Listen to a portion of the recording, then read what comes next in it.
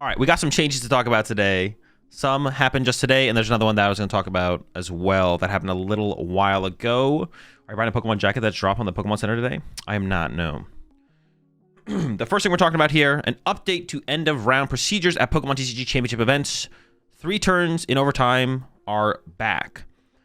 End-of-round procedures were updated on September 1st, 2025. So when time was called in a round at the championship event, the competitors would have 1 additional turn to complete their match, +1. We've been playing with that since the beginning of the season. I think since the beginning of the season. In addition to this, an overtime clock of 10 minutes was instituted to ensure that both players had plenty of time to complete that final turn and to provide structure to enact slow play penalties where applicable. Following months of competition and significant community feedback, it's clear that the current procedures aren't hitting the mark, and we're updating the rules for the rest of the season. I'm actually curious, chat, because I played my first tournament with +1 in Toronto, and I thought it was fine. I didn't actually think it was that bad. And I think initially, when they made the change, it seemed like the initial backlash was negative, or the initial response was negative. But how did y'all in chat feel about it? Because I played Toronto, and I didn't think it was that big of a deal.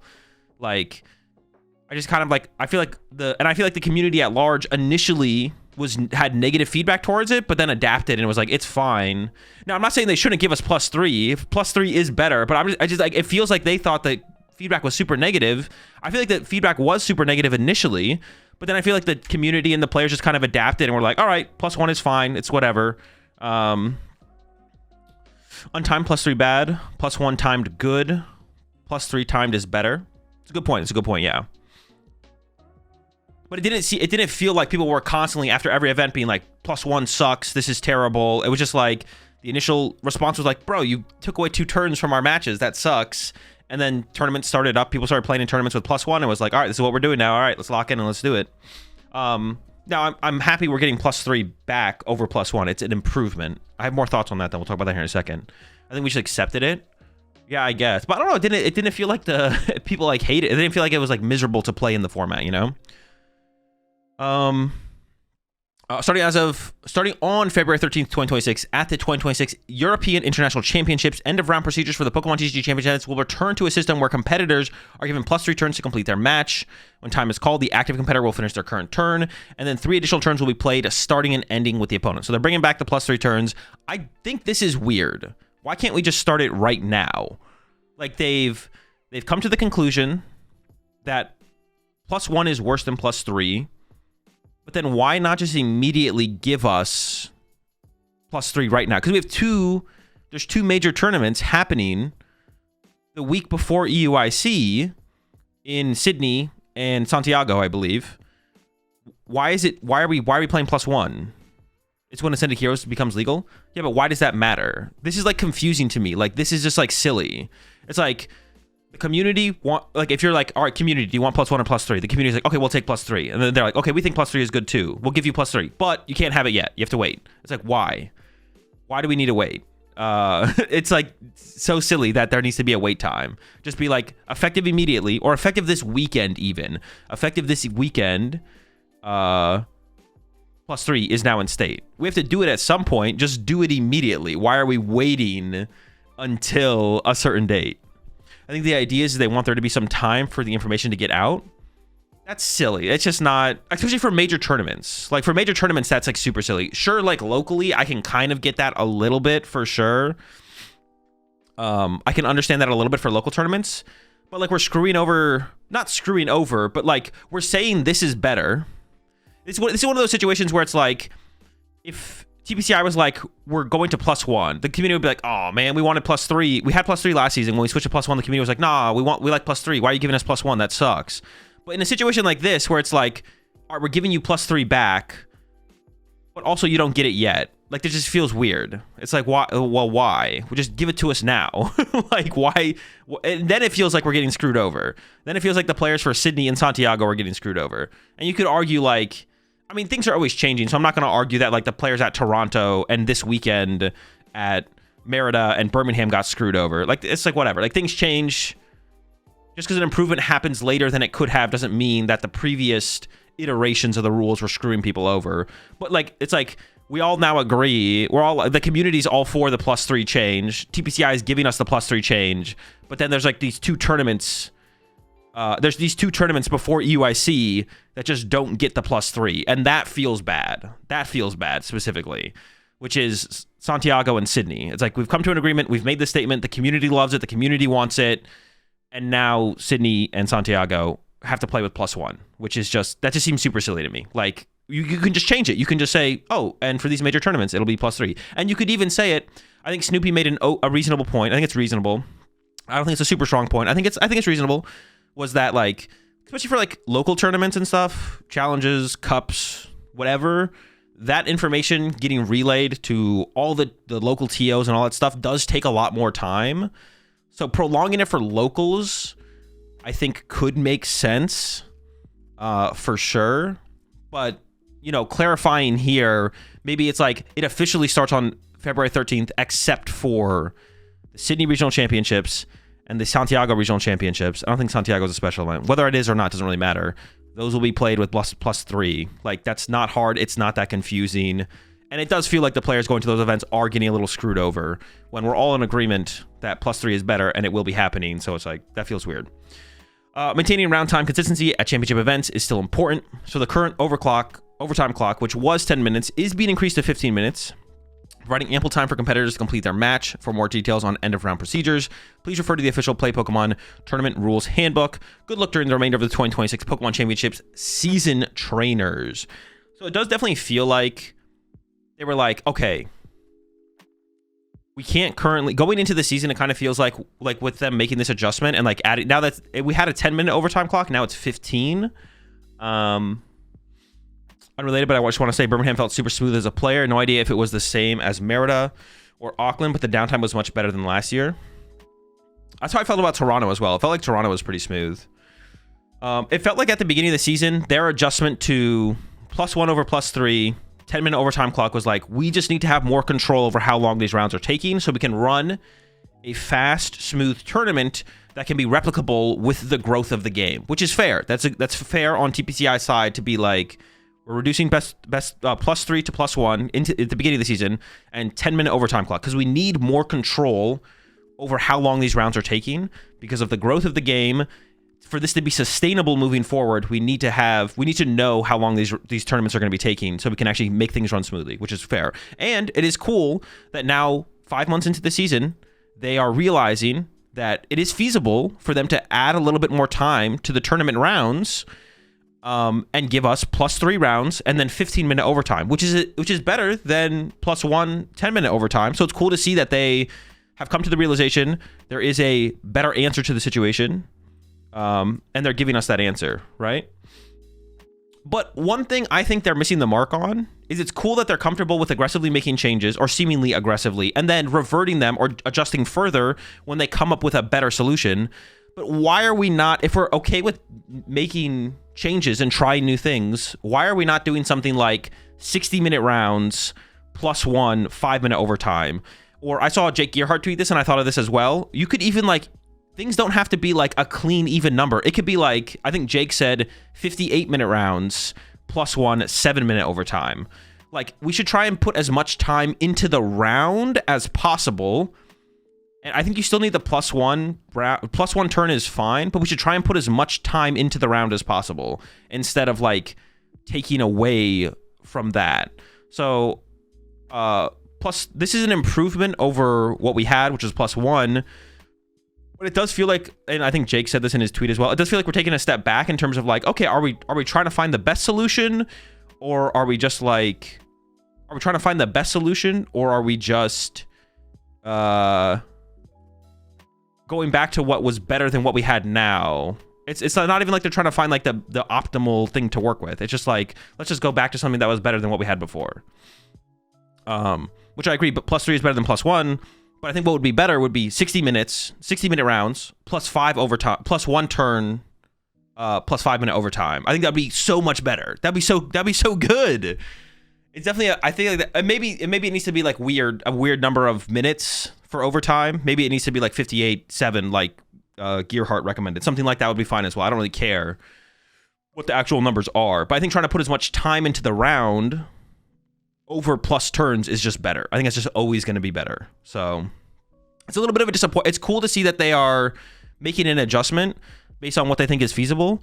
But it's a little bit of a disappointment that we're not taking a step further and trying more things that I personally think would just be better. I don't know where the community stands on this overall. I have seen some people make similar tweets to or make similar statements on like a similar structure, like putting more time into the round over more plus turns. But so that's a little disappointing that we're not, if we're willing to make these changes, we're not going a step further and being like, let's try something we haven't tried before, not just revert back to what was better than what we're currently doing. Once we've realized we have a little bit more time to work with in these tournaments, and it is feasible to add a little bit more time into the rounds, but adding it in terms of plus turns and overtime feels like a step backwards in terms of trying to progress towards the optimal round system. So definitely an improvement. I think we could experiment a little bit further, though. It'd be cool to see them take a step further and experiment a little bit more, though. So that's a little disappointing. But at least they're willing to make these more aggressive midseason changes, which I feel like TPCI of like 2-3 years ago, it would be pretty unlikely to see this from TPCI of like 2-3 years ago. I don't know. It feels like they would have stuck it out the whole tournament or the whole season or something like that. So good change overall. But I think we can go further. All right. Next change that they added, which we knew was coming if you've been keeping up with Pokemon Twitter the last couple weeks. You knew this was happening, which is they were going to make a statement on what they call deck search first of game, which is the first time you search your deck, what are you allowed to do? Because currently, or previously to this morning, there was nothing in the rule book that specified, but there was definitely an unwritten rule that you could take longer than 15 seconds to search your deck for the search card you were playing. And we saw that very much reflected on the stream on Birmingham over the weekend. People were taking way more than 15 seconds. But in the rules, it did not tell you how much time you were allotted. But they have now added, and we knew this was coming. They said they were going to announce this in January at some point after they pre-announced it actually happening when it didn't happen. They followed up and were like, oops, didn't mean to announce that, but it will be happening sometime soon.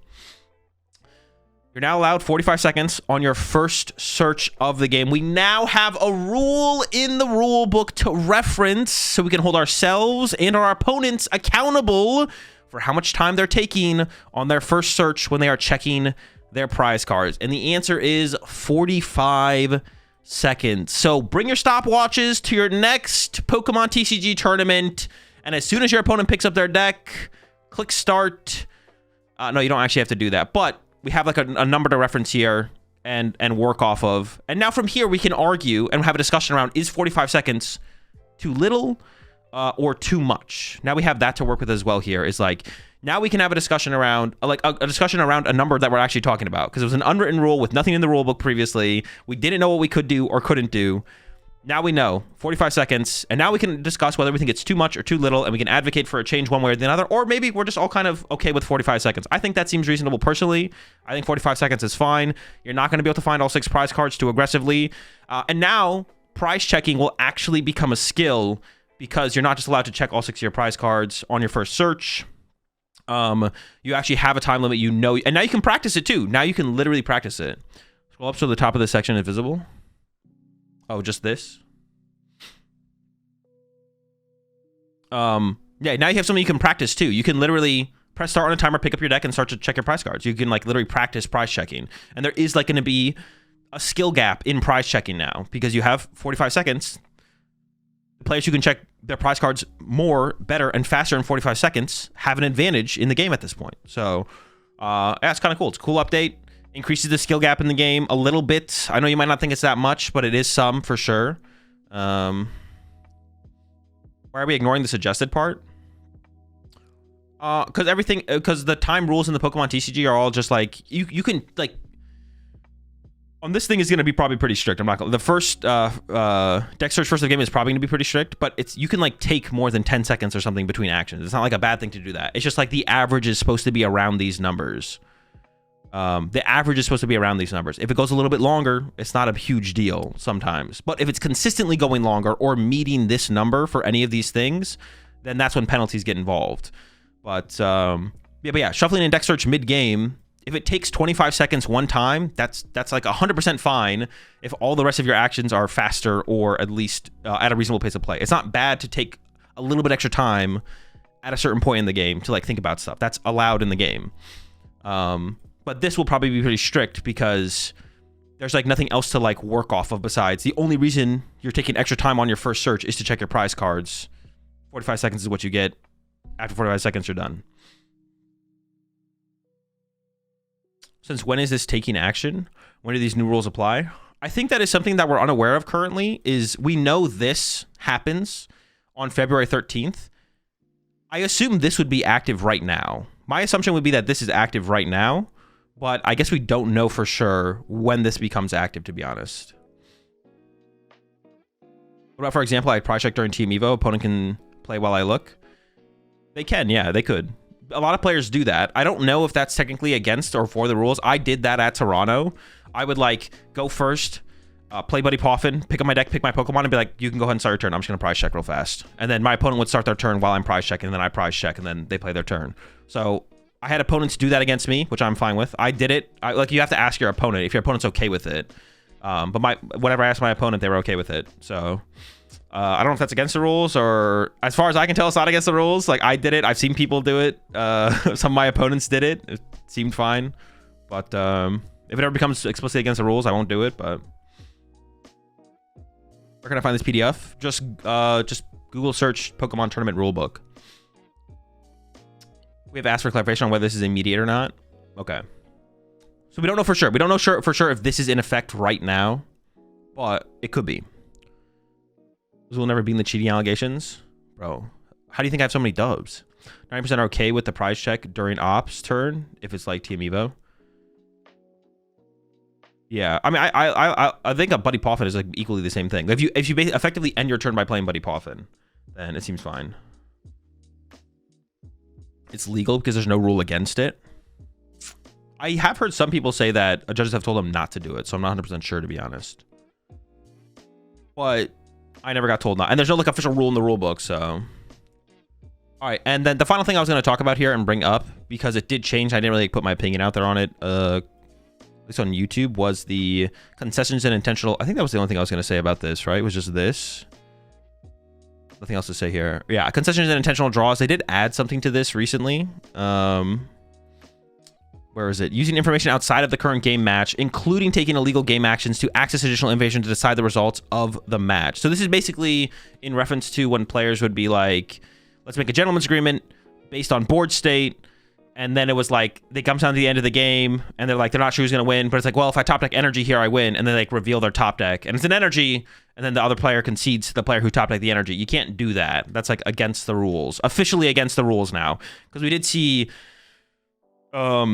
I mean, I've done this in the past with my gentleman's agreements in the past. So now you can't do that.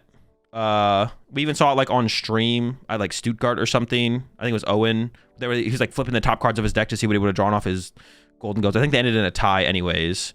But like, yeah, you can't do that anymore, which is fine. If people had done it previously, it was fine. Now we know we can't do it. So moving forward, can't do that anymore. Not a huge deal though. One way or another, it's not a big deal. Doesn't this kill gentlemen's?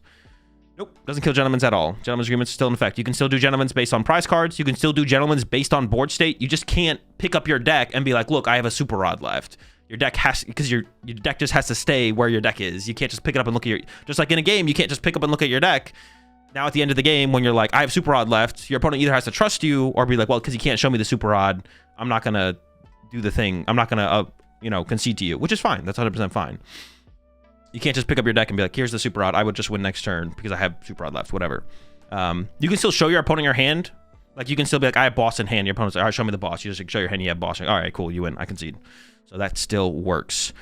So yeah, whether this was or wasn't a rule, I don't think it's a big deal. Whether they let you pick up your deck and show your opponent you had game or not, it's whatever. So yeah, a clarification on it though, I think is good. So we know one way or another if we're allowed to do it or not allowed to do it. So this change, I personally don't have that strong of an opinion on this one, like whether I think it's good or bad. I think it's just, it's good we know if we can or can't do it. That's the important part. No dice roll. No random beans. But this has always been a thing. This has been a thing for forever. So, but that's it. That's all the new updates.